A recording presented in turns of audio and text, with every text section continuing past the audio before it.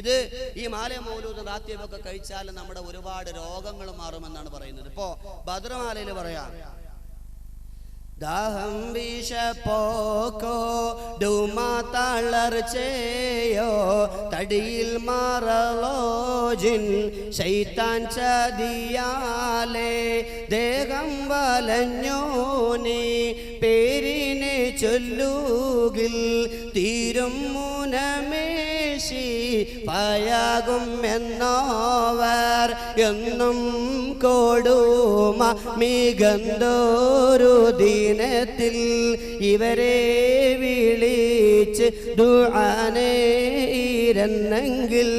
അന്നേരം തന്നെ ശിഫകളെ കിട്ടാതെ ആയിട്ടതില്ല ഓരോരുത്തരും എന്നോവർ.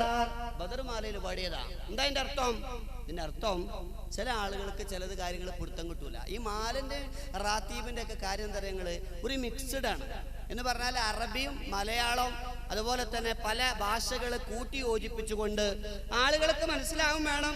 എന്നാ മനസ്സിലാവാനും പാടില്ല, എന്നാലല്ലേ കാര്യങ്ങൾ നടക്കുള്ളൂ. അത് ഏതുപോലെ എന്ന് വെച്ചാല് പണ്ടൊരു മുസ്ലിയാര് പള്ളിയിൽ ദർസ് നടത്തിക്കൊണ്ടിരിക്കുക കുട്ടികൾക്ക്.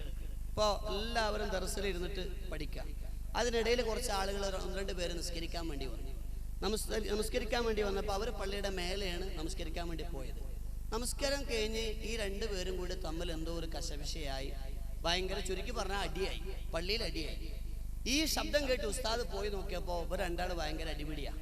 2 ആളെ മാറ്റി ആകെ പ്രശ്നമായി. പോലീസ് കേസായി. അവസാനം അന്ന് വൈകുന്നേരം ഒരാൾ വന്നിട്ട് ഉസ്താദിനോട് പറഞ്ഞു, ഉസ്താദ് കണ്ടില്ലേ അടിപിടി നടക്കണ ഉസ്താദ് കണ്ടില്ല? ആ ഓ കണ്ട്. എന്നാൽ അതാകെ പോലീസ് കേസായിട്ടുണ്ട്. ഇവിടെ പോലീസ് ഒരു ഉസ്താദിന്റെ മൊഴി എടുക്കാൻ. അപ്പൊ ഉസ്താദ് സാക്ഷി നിൽക്കേണ്ടി വരും. ഉസ്താദ് പോലീസ് സ്റ്റേഷനിൽ കയറി ഇറങ്ങണം, അതുപോലെ തന്നെ കോടതിയിൽ പോകേണ്ടി വരും. ആകെ പൊല്ലാപ്പായി. അതുകൊണ്ട് എന്തെങ്കിലും പറഞ്ഞുകൊണ്ട് ഉസ്താദ് ഒന്ന് തടി കഴിച്ചിലാക്കി കളിയെന്ന് പറയും. ഉസ്താദ് ഇങ്ങനെ ആലോചിച്ചിട്ട് ഇൻഷാ അല്ലാഹ് നോക്കട്ടെ എന്ന് പറയും. അങ്ങനെ പോലീസുകാരൻ വന്നു. ഇപ്പോൾ രാമകൃഷ്ണൻ എന്ന് പറയുന്ന ഒരു ഹിന്ദു പോലീസുകാരനാണ് വന്നത്. ഇയാളിങ്ങനെ വന്നിട്ട് ഉസ്താദിനോട് ചോദിച്ചു, ഉസ്താദെ എന്താണ് ഇവിടെ പള്ളിയിലെ പ്രശ്നം? ഉസ്താദല്ലേ കണ്ടത്, അപ്പം ഞങ്ങൾ മൊഴി എടുക്കാൻ വേണ്ടി വന്നതാണ്, എന്നൊന്ന് പറയാമെന്ന് പറഞ്ഞു. ഉസ്താദ് പറഞ്ഞു, ഞാൻ തഹത്തിൽ ദർസ് നടത്തുമ്പോൾ ഫൗക്കിൽ നിന്നും ഒരു സൗത്ത് കേട്ടു. ഞാൻ ഫൗക്കിലേക്ക് പോയി നോക്കിയപ്പോൾ 2 ഫുലാന്മാർ തമ്മിൽ ലർബാണ്. ഒരു ഫുലാൻ മറ്റേ ഫുലാന്റെ ഉനിക്കിന് പിടിച്ച് വജിഹിന് ലർബണുണ്ട്. ഞാൻ കുറെ നേരം നവറി തഹത്തിൽ വന്ന് ദർശം കൊണ്ട് തുടങ്ങിയെന്ന് പറഞ്ഞു. നിങ്ങൾക്ക് വല്ലതും മനസ്സിലായ? കുറച്ചൊക്കെ മനസ്സിലായി അല്ലേ? പോലീസുകാരനാകെ പെട്ടുപോയി. ഉസ്താദ് ഒന്നും കൂടി പറഞ്ഞേ. അപ്പൊ പുള്ളി വീണ്ടും പറയാ, ഒന്നും കൂടി കേട്ടോളിട്ടാ. ഞാൻ തഹത്തിൽ ദർസ് നടത്തുമ്പോ ഫൗക്കിൽ നിന്നും ഒരു സൗത്ത് കേട്ടു. ഞാൻ ഫൗക്കിലേക്ക് പോയി നോക്കിയപ്പോ 2 ഫുലാന്മാര് തമ്മിൽ ലർബ. ഒരു ഫുലാൻ മറ്റേ ഫുലാന്റെ ഉനിക്കിന് പിടിച്ച് വജിഹിന് ലർബണുണ്ട്. ഞാൻ കുറെ നേരം നളറി തഹത്തിൽ വന്ന് ദർശങ്ങട് തുടങ്ങി. അവസാനം പോലീസുകാരൻ പറഞ്ഞു, കുറച്ചങ്ങോട്ട് എഴുതി കുറിച്ചിട്ട് പറഞ്ഞു, ശരിയാവും ഉസ്താദ്, ഇനി ഉസ്താദ് വരണ്ട, ഈ കേസ് അവിടെ അവസാനിച്ചു, ഉസ്താദ് ഇനി വരേണ്ട ആവശ്യമില്ല എന്നതുപോലെയാണ് കേരളത്തിൽ ഇറങ്ങിയ മാലകളിൽ ഒട്ടുമിക്ക മാലകളും. സാധാരണക്കാരായ ആളുകൾക്ക് മനസ്സിലാവും വേണം, മനസ്സിലാവാനും പാടില്ല. ആ രൂപത്തിലുള്ള വലിയ തട്ടിപ്പ്. അപ്പോ ബദർമാലയിൽ പറയാ, ദാഹം വിഷപ്പോക്കോ ഡുമാ തളർച്ചയോ.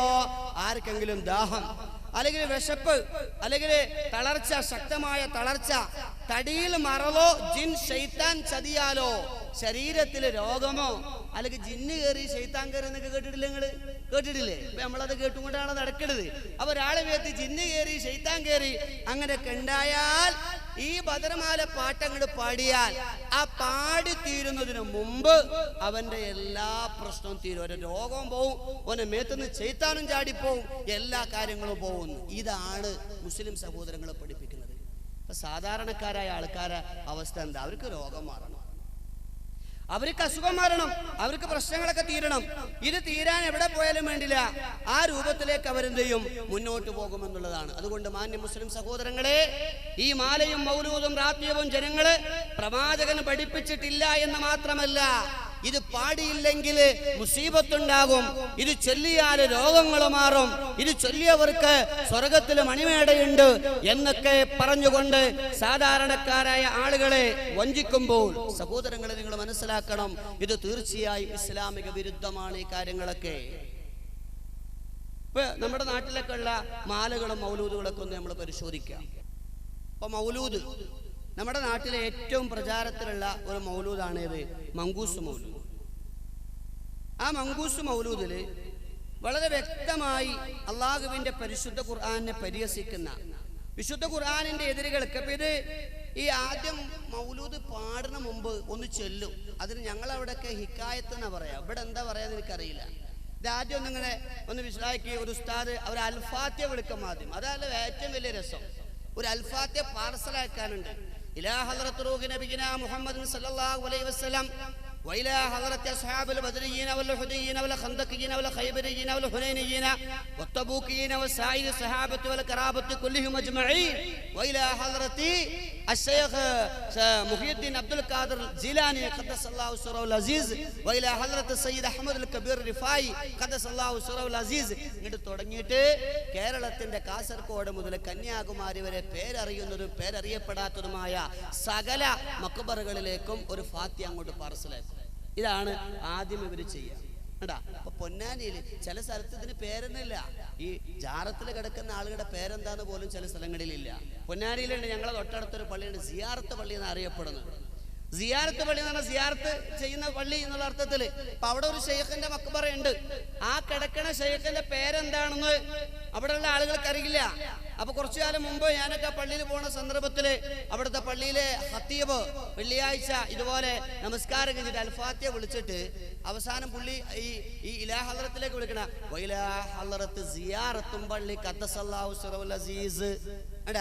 വൈലാ ഹദ്റത്ത് സിയാറത്തും പള്ളി ഖദ്ദസല്ലാഹു സിറഹുൽ അസീസ്. അവിടെ കിടക്കുന്ന ആളെ പേരറിയില്ല.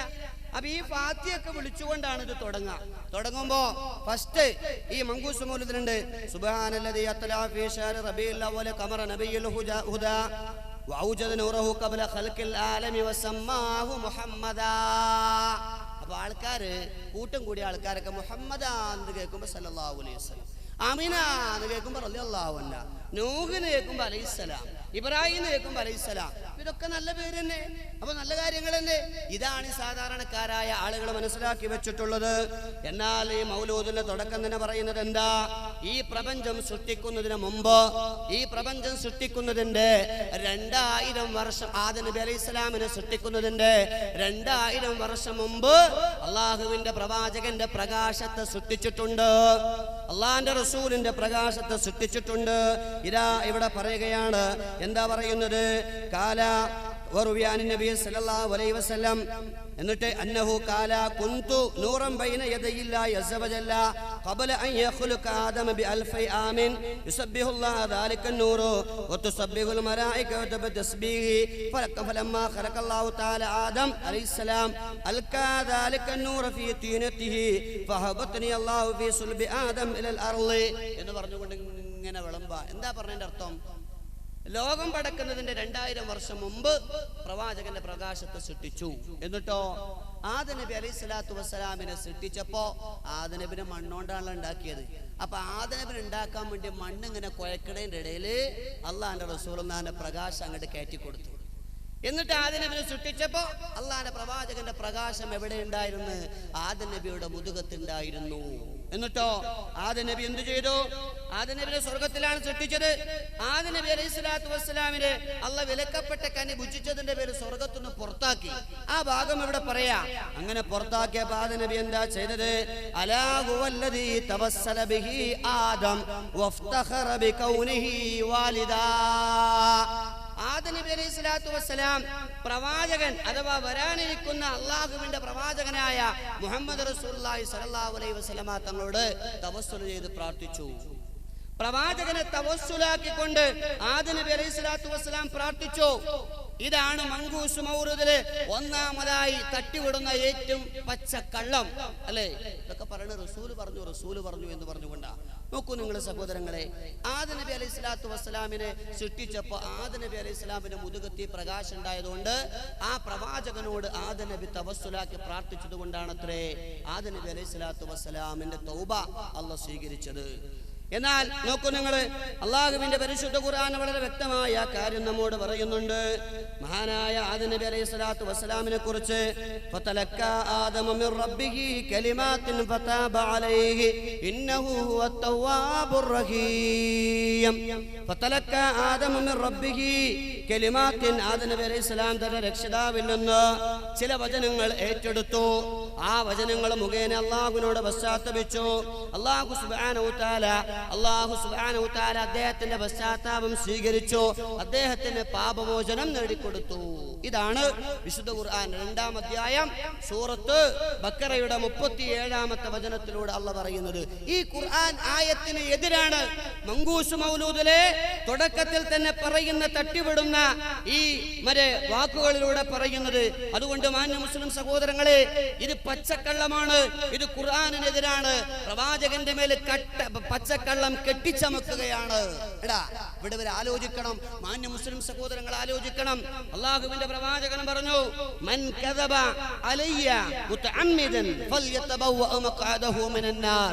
ആരെങ്കിലും എന്റെ പേരിൽ പച്ചക്കള്ളം കെട്ടിച്ചമച്ചാൽ തീർച്ചയായും അവനവന്റെ ഇരിപ്പിട സ്ഥാനം കത്തിയാളുന്ന നരകത്തിൽ തയ്യാറാക്കി കൊള്ളട്ടെ എന്ന് മുഹമ്മദ് മുസ്തഫ സല്ലല്ലാഹു അലൈഹി വസല്ലമ തങ്ങൾ ഈ സമുദായത്തെ പഠിപ്പിക്കുകയാണ്. കഴിഞ്ഞില്ല, രണ്ടാമത് വീണ്ടും പറയുന്നു, വസ്തആത ബിഹി നൂഹും ഫനജാ മിനർ റദാ. രണ്ടാമത്തെ കളവ്, മങ്കൂസ് മൗലൂദിന്റെ തുടക്കത്തിലെ രണ്ടാമത്തെ കളവ്. നൂഹ് നബി അലൈഹി സ്വലാത്തു വസ്സലാം അദ്ദേഹത്തിന്റെ കാലഘട്ടത്തിൽ ഒരു വെള്ളപ്പൊക്കം ഉണ്ടായി.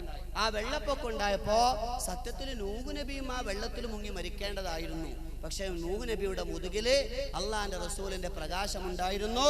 എന്നിട്ട് നൂഹ് നബി എന്ത് ചെയ്തു? ഇസ്തിആസ നടത്തി. ആരോട് ഇസ്തിആസ? അള്ളാനോടല്ല. നൂഹ് നബി അലൈഹി സ്വലാത്തു വസ്സലാം മുഹമ്മദ് റസൂലുള്ളാഹി സ്വല്ലല്ലാഹു അലൈഹി വസല്ലമ തങ്ങളോട് സഹായം തേടി ഇസ്തിആസ നടത്തി.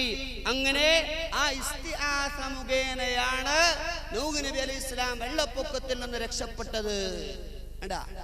ഖുർആൻ പറയുന്നത് എന്താ? വലഖദ് നാദാനാ നൂഹും ഫലനിഅമൽ മുജീബൂൻ വനജ്ജൈനാഹു അഹ്ലഹു മിനൽ കർബിൽ അളീം. വിശുദ്ധ ഖുർആൻ സൂറത്തു സ്വാഫാത്തിന്റെ 75-76 വചനങ്ങളിലൂടെ അല്ലാഹ് പറയുകയാണ്, വലഖദ് നാദാനാ നൂഹും ഫലനിഅമൽ മുജീബൂൻ. നൂഹ് നബി അലൈഹിസ്സലാം നമ്മെ വിളിക്കുകയുണ്ടായി. ഖുർആൻ പറയുന്നത് നൂഹ് നബി അലൈഹിസ്സലാം അള്ളാനെയാണ് വിളിച്ചത്. അപ്പോൾ ഉത്തരം നൽകിയവൻ എത്ര അനുഗ്രഹീതനെന്ന് അള്ളാന്റെ ഖുർആൻ പഠിപ്പിക്കുന്നു. മാത്രമല്ല, അദ്ദേഹത്തെ വമ്പിച്ച ദുരിതത്തിൽ നിന്ന് നാം രക്ഷിച്ചു എന്ന് സർവശക്തനായ അള്ളാഹു പറയുമ്പോൾ അതിന് ഘടകവിരുദ്ധമായി ഈ മങ്കൂസ് മൗലൂദിൽ പറയുന്ന മാന്യ സഹോദരങ്ങളെ, ഇനിയോ ഇബ്രാഹിം നബി അലൈഹി സ്വലാത്തു വസ്സലാമിന്റെ പറയുന്നുണ്ട്, വകാന ഫീ സുൽബി ഇബ്രാഹിം അലൈഹിസ്സലാം. ഇബ്രാഹിം നബി അലൈഹി സ്വലാത്തു വസ്സലാമിന്റെ മുതുകിലായിരുന്നു ആ പ്രവാചകന്റെ പ്രകാശം. എന്നിട്ടോ ഹീന ഉൽഖിയ ഫിന്നാരി വആദ വസാറ ലഹു ബുഹാ മുഹ്മദാ. ഇബ്രാഹിം നബിയുടെ മുതുകിൽ പ്രവാചകന്റെ പ്രകാശം ഉണ്ടായിരുന്നു. അതുകൊണ്ടാണ് ഇബ്രാഹിം നബിയെ നമ്രൂദ് തീയിലേക്ക് എറിഞ്ഞപ്പോ ഇബ്രാഹിം നബിയുടെ ശരീരത്തില് ഒരു പോറല് പോലും ഏൽക്കാതെ അദ്ദേഹം രക്ഷപ്പെട്ടത്. റസൂലുള്ളാഹിന്റെ പ്രകാശം ഇബ്രാഹിം നബിയുടെ മുതുകത്ത് ഉണ്ടായത് കൊണ്ടാണത്രേ. ഇത് പച്ചക്കള്ളമാണ് എന്ന് ഏത് കൊച്ചു കുട്ടിക്കും അറിയാവുന്ന കാര്യമാണ്, അല്ലേ? നമ്മളൊക്കെ പഠിച്ചിട്ടില്ലേ? ഖുർആൻ പറയുന്ന കാര്യമാണ്. ഇബ്രാഹിം നബി അലൈഹി സ്വലാത്തു വസ്സലാമിനെ തീയിലിട്ടപ്പോ ഇബ്രാഹിം നബി ഉപയോഗിച്ചൊരു വാക്കുണ്ട്, ഹസ്ബി അല്ലാഹ്, എനിക്ക് അല്ലാഹ് മതി, എനിക്ക് അല്ലാഹ് മതി, ബരമേൽപ്പിക്കാൻ ഏറ്റവും ഉത്തമൻ അല്ലാഹയാണ് എന്ന് മഹാനായ ഇബ്രാഹിം നബി അലൈഹി സ്വലാത്തു വസ്സലാം പറഞ്ഞു. ആ സമയത്താണ് അള്ളാഹുവിന്റെ വിളിയാളം, തീയേ നീ ഇബ്രാഹിമിന് തണുപ്പും രക്ഷയുമാകണമേ എന്ന് സർവശക്തനായ അള്ളാഹു അവന്റെ പരിശുദ്ധ ഖുർആനിലൂടെ പറയുമ്പോ എന്റെ മാന്യ മുസ്ലിം സഹോദരങ്ങളെ, നിങ്ങൾ മനസ്സിലാക്കണം, ഇത് ഒരുപാട് വായിക്കാൻ സമയമില്ല. ഒരുപാട് ഇതിന് ഈ മങ്കൂസ് മൗലൂദിന്റെ ഒക്കെ പരിഭാഷ, എല്ലാത്തിന്റെ പരിഭാഷ ബുക്ക് സ്റ്റാളുകൾ രണ്ട് സഹോദരങ്ങളെ, ഇത് നിങ്ങളൊന്ന് വായിക്കണം, ഇതിന്റെ പരിഭാഷയൊന്ന് പഠിക്കണം. മുജാഹിദിന്റെ പ്രഭാഷണം കേൾക്കണ്ട, മുജാഹിദുകളെ പിഴച്ചവരാണ് എന്നാണല്ലോ നിങ്ങളുടെ പുരോഹിതന്മാർ നിങ്ങളെ പറഞ്ഞു പഠിപ്പിച്ചിട്ടുള്ളത്. പോട്ടെ, നിങ്ങള് ആ സുന്നി ബുക്ക് സ്റ്റാളുകളിൽ കയറി മാന്യ സഹോദരങ്ങൾ ഇതിന്റെ പരിഭാഷ ഒന്ന് വായിച്ചു നോക്കുക. എന്നിട്ട് ഇത് ഖുർആനിനെതിരാണോ, പ്രവാചകന്റെ സുന്നത്തിനെതിരാണോ, പുതിയതായി കടന്നു വന്ന വാദങ്ങളാണോ പരിശോധിക്കുക. ശരിയാണെങ്കിൽ നമ്മളത് സ്വീകരിക്കുക.